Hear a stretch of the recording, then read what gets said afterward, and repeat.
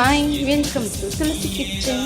இன்னைக்கு பாசிப்பருப்பு ரவையை வச்சு ஒரு உட்கார போன் தான் செய்ய போகிறோம். அதை எப்படி செய்யலான்னு பார்த்துடலாமா?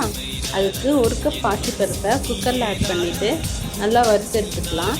அது கூட 3 கப் தண்ணி ஆட் பண்ணிவிட்டு ஒரு 4 விசில் வச்சு வேக விட்டு எடுத்துக்கலாம். நெக்ஸ்ட்டு ஒரு பேனில் 1 டீஸ்பூன் நெய் விட்டுட்டு 2-3 முந்திரியை போட்டுட்டு நெக்ஸ்ட்டு 1 கப் ரவை ஆட் பண்ணிவிட்டு ரவை நல்லா வறுபட்டதும் நம்ம வேக வச்ச பாசிப்பருப்பு தண்ணியோட ஆட் பண்ணிவிட்டு நல்லா வேக வச்சுக்கலாம். ரவை நல்லா வெந்ததுக்கப்புறம் ஒரு பேனில் 1 கப் வெல்லம் 1/2 கப் தண்ணி ஆட் பண்ணிவிட்டு வெல்லம் கரைஞ்சதும் அது கூட ஒரு ஏலக்காய் சேர்த்துக்கலாம்.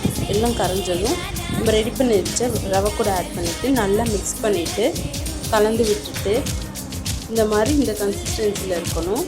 அப்போ தான் நமக்கு உருண்டை பிடிக்க வரும்.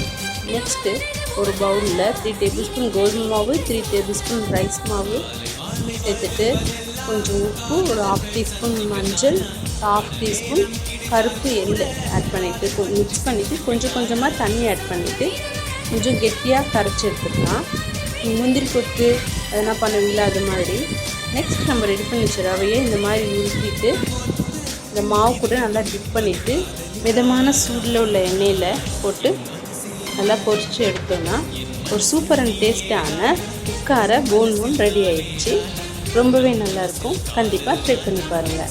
இந்த ரெசிபி உங்களுக்கு பிடிச்சிருந்தா நீங்களும் செஞ்சு பார்த்துட்டு சாப்பிட்டு பாருங்கள்.